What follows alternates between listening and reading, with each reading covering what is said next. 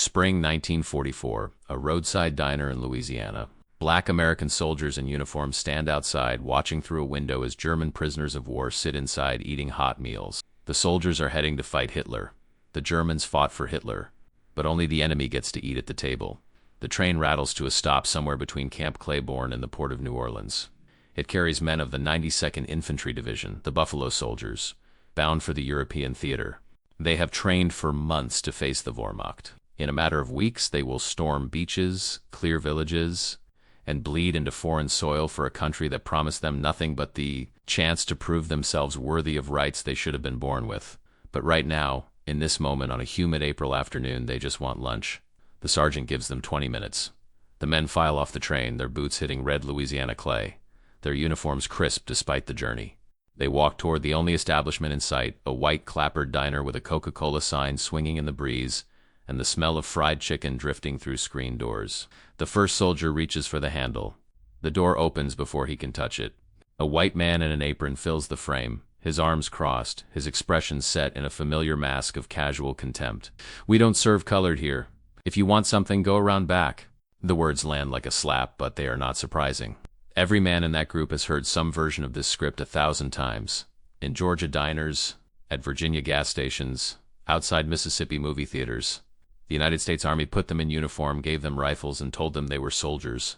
But the United States of America still sees them as something less.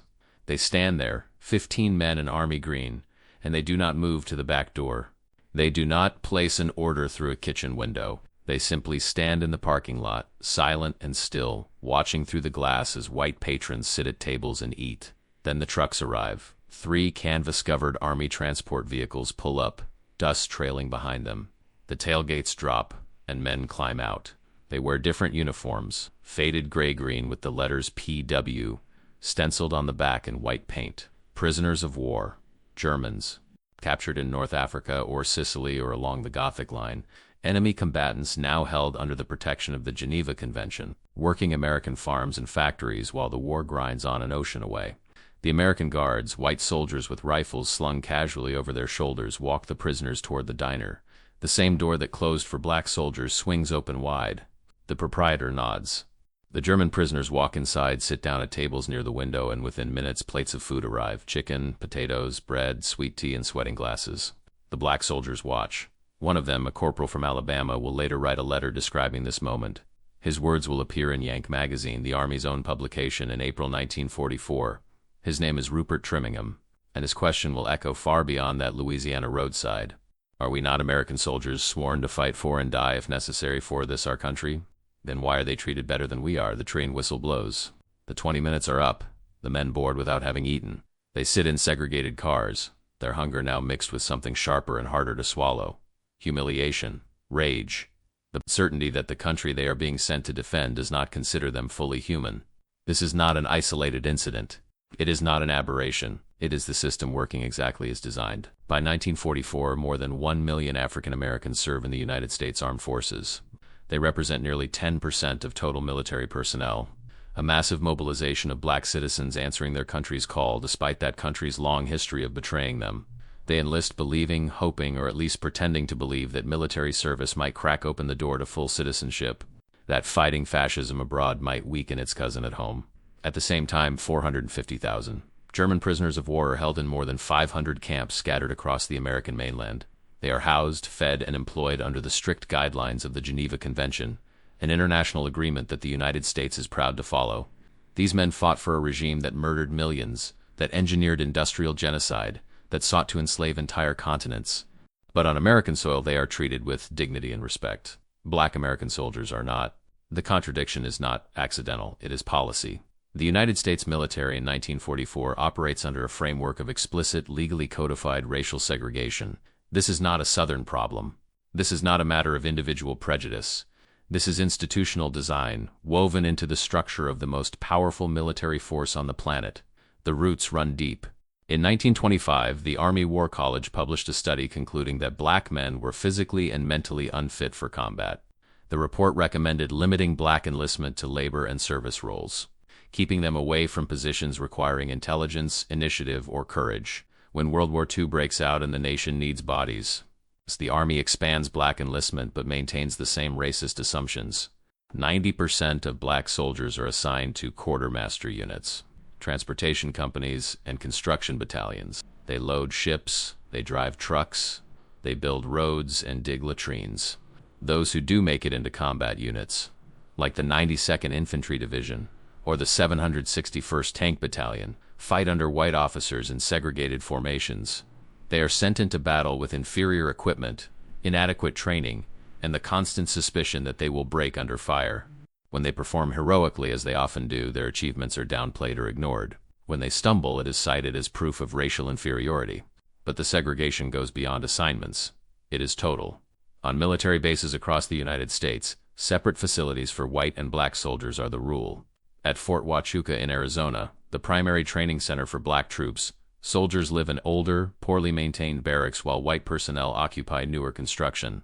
The base has 2 post exchanges, 2 theaters, 2 service clubs. Signs reading colored and white mark water fountains, latrines, and bus stops.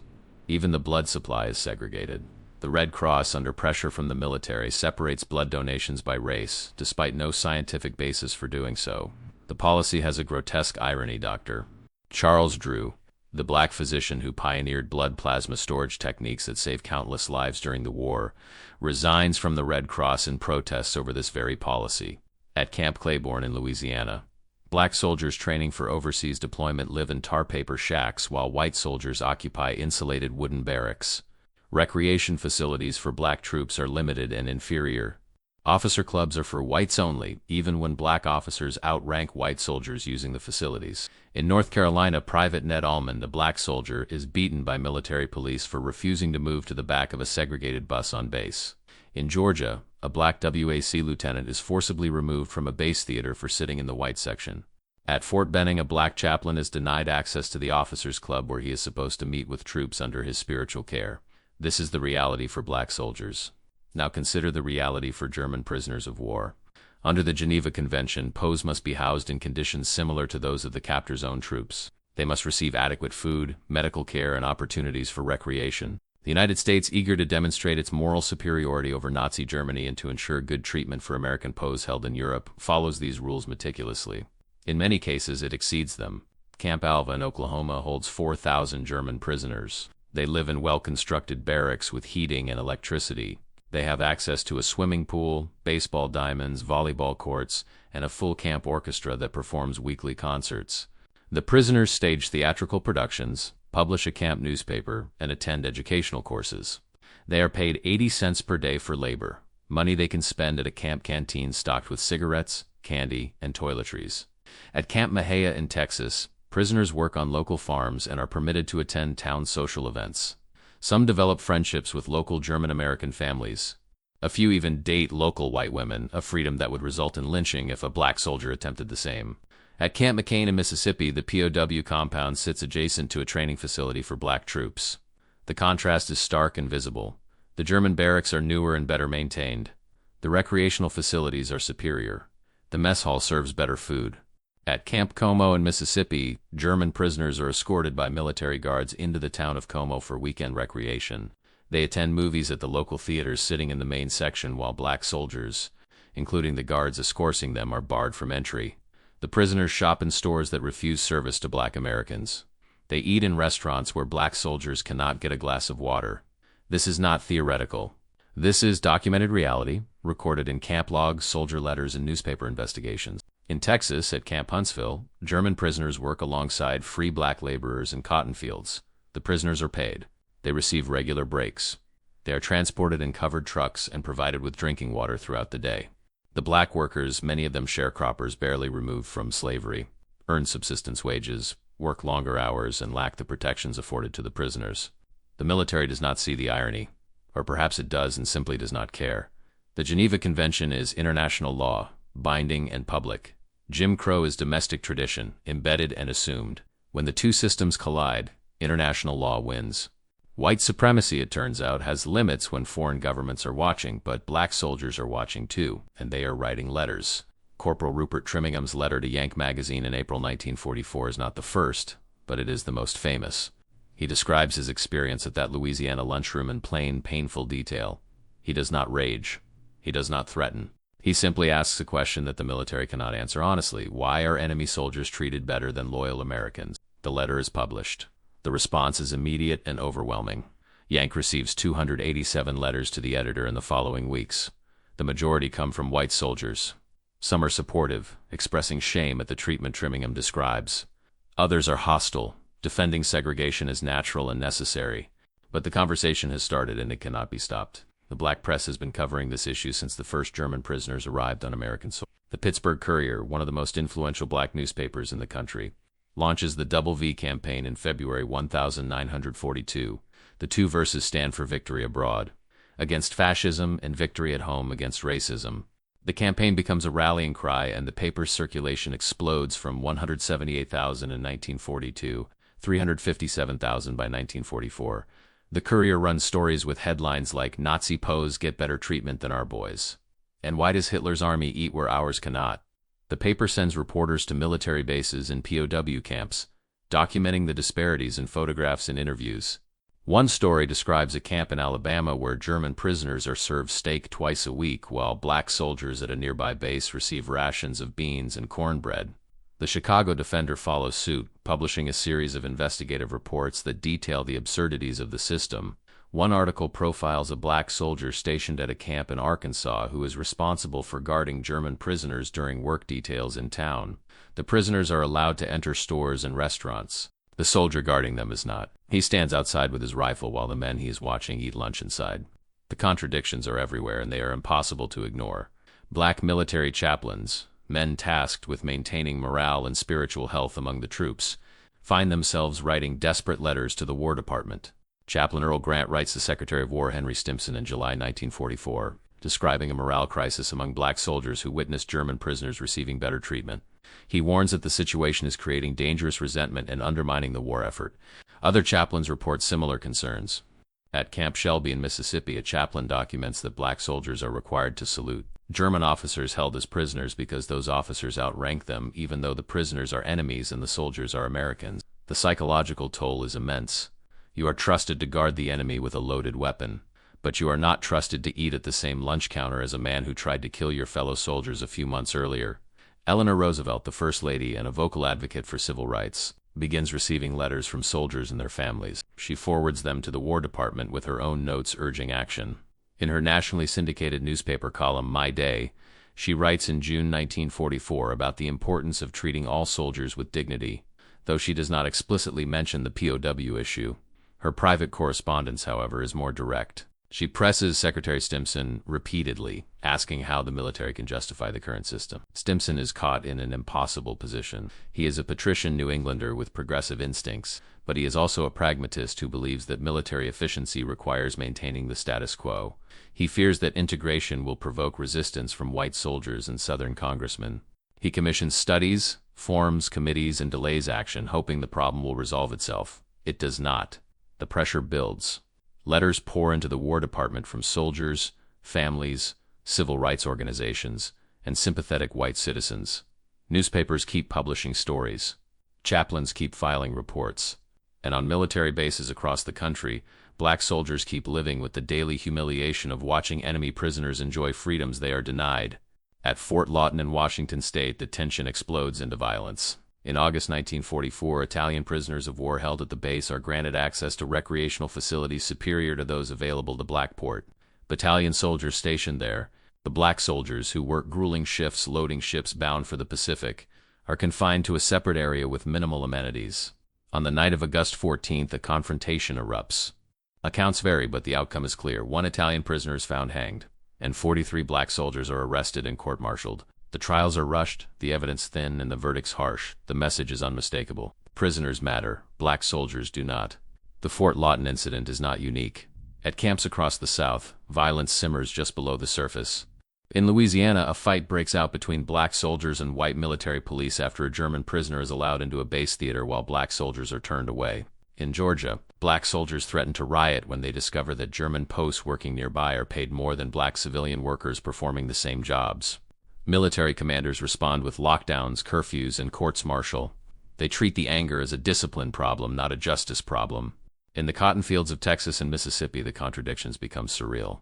German prisoners worked the harvest alongside black sharecroppers, the descendants of enslaved people who picked cotton on these same plantations a generation earlier. The prisoners are housed in clean barracks, transported in trucks, and paid wages. The sharecroppers live in shacks, walk to the fields, and are paid in credit at the plantation store. The prisoners return to Germany when the war ends. The sharecroppers stay, trapped in debt and poverty, at Camp Ruston in Louisiana. German prisoners live in conditions markedly better than those of black tenant farmers working land adjacent to the camp. The prisoners have access to medical care, 3 meals a day, and recreational facilities. The tenant farmers have none of these things. When the war ends and the prisoners are repatriated, local black veterans returning from combat overseas find themselves working the same fields the prisoners worked, under the same sharecropping system their grandparents endured, as if nothing has changed. But something has changed. The soldiers have seen too much. They have been to Europe. They have fought in integrated French and British social settings where they were treated as equals. They have liberated concentration camps and seen the logical endpoint of the racial ideology they were sent to destroy. And then they come home to Jim Crow, to lynchings, to a country that still demands they sit in the back of the bus. The contradiction becomes unbearable. In April 1945, just weeks before the war in Europe ends, black officers at Freeman Field in Indiana stage a direct challenge. The base commander has designated the officers' club for white officers only, relegating black officers to a separate, inferior facility. On April 5th, more than 60 black officers attempt to enter the white club. They are arrested. The next night, over 100 more attempt entry. They are also arrested. In total, 162 black officers face courts-martial for the crime of trying to access a facility their rank entitles them to use. The Freeman Field Mutiny, as it becomes known, is a watershed moment. The arrested officers include decorated combat veterans, men who have flown missions over Europe and led troops in battle. Their trial becomes a national scandal. The black press covers it extensively. Civil rights organizations rally support. The charges are eventually dropped or reduced, but the point has been made. Black soldiers are done asking politely. The military can no longer ignore the problem. In October 1945, with the war over and troops demobilizing, Secretary of War Stimson convenes the Gillum Board to study the utilization of black soldiers. The board's report, released in 1946, acknowledges that segregation has harmed military effectiveness. It recommends modest reforms, better training opportunities for black soldiers, integration of some service units, and an end to the most egregious discriminatory practices.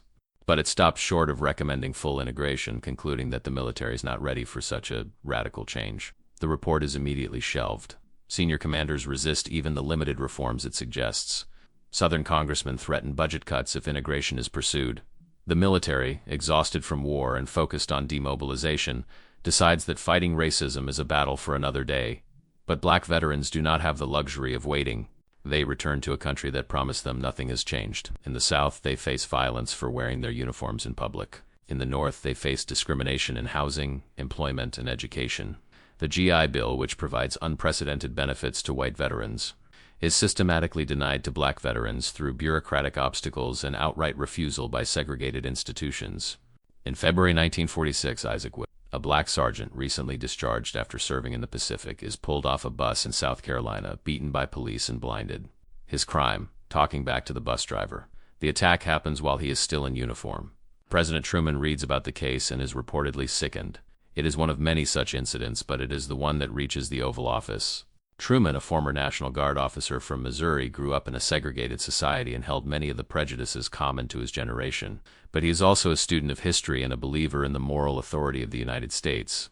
As the Cold War intensifies and the Soviet Union begins using American racism as propaganda fodder, Truman recognizes that segregation is not just morally indefensible but strategically untenable. Philip Randolph, the most powerful black labor leader in the country, applies additional pressure.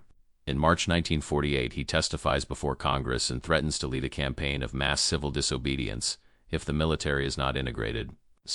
He warns that black youth will refuse to fight in a segregated military, a threat that carries weight as tensions with the Soviet Union rise and another war seems possible.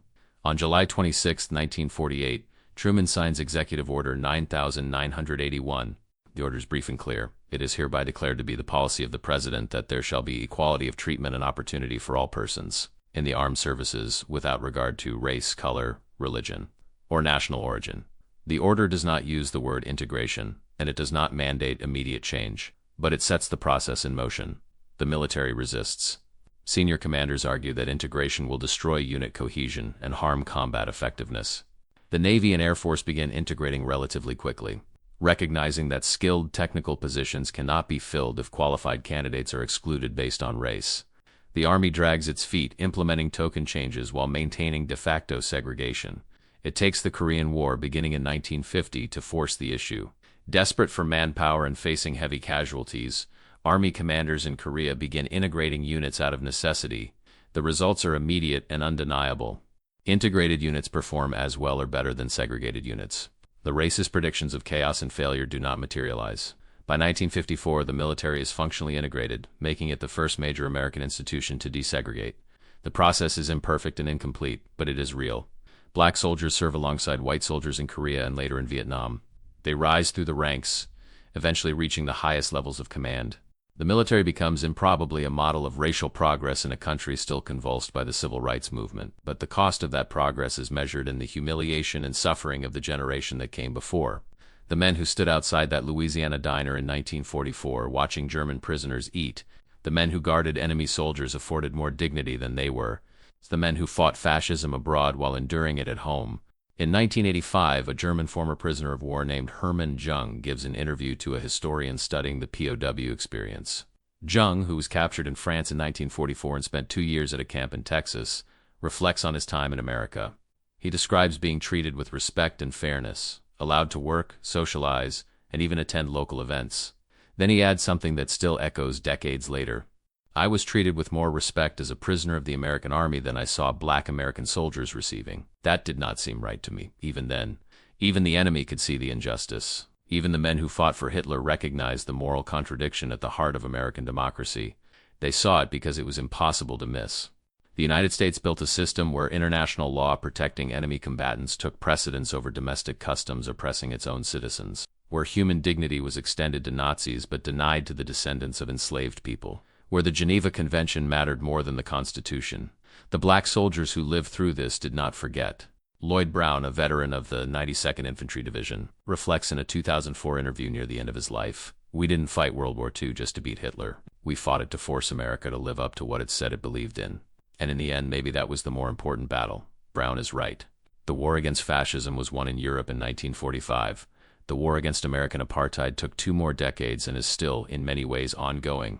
But the seeds were planted in places like that Louisiana diner, in letters like Rupert Trimmingham's, in the quiet rage of men who wore the uniform and were denied the respect it should have commanded. The Freeman field officers were exonerated in 1995, 50 years after their arrests. The military issued formal apologies. Historians wrote books. Museums built exhibits. The story entered the official narrative of American progress, sanitized and packaged as a lesson learned. But the men who lived it did not need historians to tell them what it meant. They knew when they watched German prisoners walk through doors closed to them. They knew when they guarded enemy soldiers who enjoyed privileges they were denied. They knew when they came home from defeating the Nazis and were still told to sit in the back of the bus. Corporal Trimmingham's question hangs in the air, unanswered and unanswerable in any way that does not indict the entire system. Are we not American soldiers? They were there. But for too long, America did not treat them that way. And the fact that it treated its enemies better is a truth that cannot be explained away or justified. It can only be acknowledged, remembered, and used as a measuring stick for how far the country still has to go. That window in Louisiana, the one through which black soldiers watched German prisoners eat, was more than glass. It was a barrier between America's stated ideals and its practiced reality. It separated the country Americans wanted to believe they lived in from the country that actually existed. Breaking that barrier required more than military victories or presidential orders. It required the courage and persistence of men who refused to accept that the color of their skin made them less deserving of dignity. They stood outside that window, hungry and humiliated, and they did not look away. They wrote letters, they filed complaints, they challenged orders, they risked courts-martial and violence and the destruction of their careers. They fought 2 wars simultaneously, one against fascism overseas and one against racism at home. They won both, but the victory at home took longer and cost more than it ever should have. And the scars remain, visible to anyone willing to look closely at the history, to read the letters, to listen to the testimonies of men who wore the uniform and were told they were not American enough to eat at the same table as the enemy. That is the legacy, that is the lesson. That is the truth that cannot be ignored, no matter how uncomfortable it makes us. The United States military treated German prisoners of war better than black American soldiers because the system was designed to do exactly that. And it took the righteous anger of those soldiers, channeled through letters and protests and organized resistance, to begin dismantling that system. The work is not finished, but it started there, in that parking lot outside that window, with men who asked a question their country could not honestly answer, and in asking it, they changed everything. If this story made you think, made you angry, or made you realize how recent this history really is, then we need you to do 3 things. First, if you're not already subscribed to this channel, hit that subscribe button right now. We uncover the historical truths they don't teach in most classrooms, the stories that make us uncomfortable but demand to be told. Second, smash that like button. It tells the algorithm that these stories matter, that history, real, unfiltered history, deserves to be seen. And third, drop a comment below. Tell us what shocked you most about this story. Did you know that German posts were treated better than Black American soldiers? Had you ever heard of Rupert Trimmingham or the Freeman Field Mutiny? Your comments keep this conversation alive and help others discover these forgotten chapters. History only changes when we refuse to look away. So subscribe, like, comment, and let's make sure stories like this are never forgotten again.